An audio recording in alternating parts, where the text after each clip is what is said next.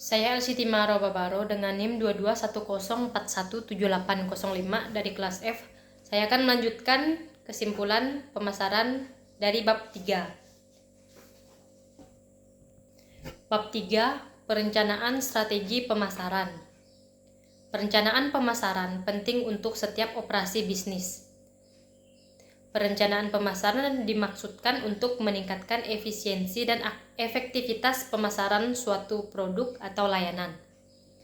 Perencanaan pemasaran bertujuan untuk mengembangkan strategi pemasaran dan taktik guna mencapai sasaran perusahaan.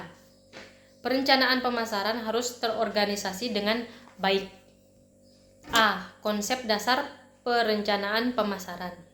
Potensi ini dapat didefinisikan sebagai perencanaan pemasaran. Dengan kata lain, perencanaan pemasaran adalah pemanfaatan secara terencana sumber-sumber daya pemasaran untuk mencapai sasaran pemasaran. Secara sederhana, perencanaan pemasaran adalah suatu urutan kegiatan menuju penetapan sasaran pemasaran dan formulasi rencana untuk mencapai sasaran tersebut. Dalam realisasinya, perencanaan pemasaran merupakan proses perencanaan tahap-tahap aktivitas dalam pemasaran yang melibatkan keseluruhan aspek dalam organisasi. Karenanya, perencanaan pemasaran merupakan aktivitas pemasaran multifaset dan lintas fungsi atau cross-fungsional. B. Perencanaan strategi, yaitu ada 5. Yang pertama, mulailah dengan analisis situasi. 2. Tentukan pelanggan ideal. 3. Tetapkan tujuan pemasaran. 4. Pilih alat pemasaran. 5. Dana anggaran. C. Arti penting perencanaan pemasaran. Tidak dipungkiri bahwa perencanaan pemasaran penting. Kemampuan Anda untuk memperoleh keuntungan penjualan dipengaruhi oleh ratusan faktor internal dan eksternal yang saling berinteraksi dalam cara yang kompleks. Keuntungan penjualan dapat disimpulkan dalam 4 poin berikut. 4 poin berikut yaitu: 1. Memaksimalkan pendapat atau revenue. Yang kedua, memaksimalkan keuntungan. Yang ketiga, memaksimalkan return investment. 4. Dan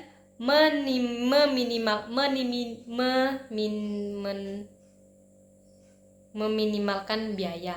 Yang keempat itu meminimalkan biaya. Perencanaan pemasaran diperlukan untuk mengatasi meningkatnya tekanan kompetisi, kompleksitas lingkungan, dan cepatnya perubahan teknologi.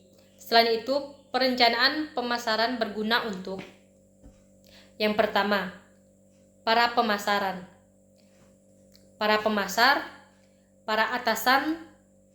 Yang ketiga, para fungsi non-pemasar. 4. Para bawahan. 5. Membantu mengidentifikasi sumber-sumber keuntungan kompetitif. 6. Menekankan kepada pendekatan organisir. 7. Mengembangkan spesifikasi perusahaan. 8. Memastikan konsistensi hubungan bisnis. 9. Memberikan informasi bisnis. 10. Sumber daya uang. 10. Mencari sumber daya. 11. Mendapatkan dukungan. 12. Mendapatkan komitmen bisnis. 13. Menetapkan sasaran dan strategi. D. Proses perencanaan pemasaran. Proses perencanaan pemasaran berkaitan dengan pedoman mengenai peluncuran suatu produk dan menjadikannya bestseller dalam kurun waktu tertentu. Perencanaan ini sebenarnya berkaitan dengan semua strategi dan kebijakan yang diadopsi oleh manajemen untuk menjual produk mereka di pasar dan mencapai target penjualan dalam kerangka waktu yang ditentukan. E. Langkah-langkah proses perencanaan pemasaran. Langkah-langkah proses perencanaan biasanya serupa untuk setiap bisnis dengan perubahan kecil sesuai dengan kondisi. Yaitu yang pertama ada mengembangkan rencana tindakan. 2. Pantau posisi Anda saat ini. 3. Mengembangkan strategi pemasaran. 4. Melaksanakan dan mengevaluasi proses perencanaan pemasaran. F. Tipe perencanaan pemasaran. Perencanaan pemasaran jangka panjang mengacu pada perencanaan pemasaran yang dilakukan selama lebih dari 1 tahun. Rencana-rencana ini umumnya dilakukan oleh manajemen puncak. Ini melibatkan pemilihan program riset pemasaran, pemilihan saluran distribusi, pemilihan kebijakan harga, pemilihan media periklanan, dan promosi penjualan, dan lain-lain. Perencanaan pemasaran jangka pendek. Perencanaan yang dilakukan kurang dari 1 tahun untuk kegiatan pemasaran mengacu pada perencanaan pemasaran jangka pendek.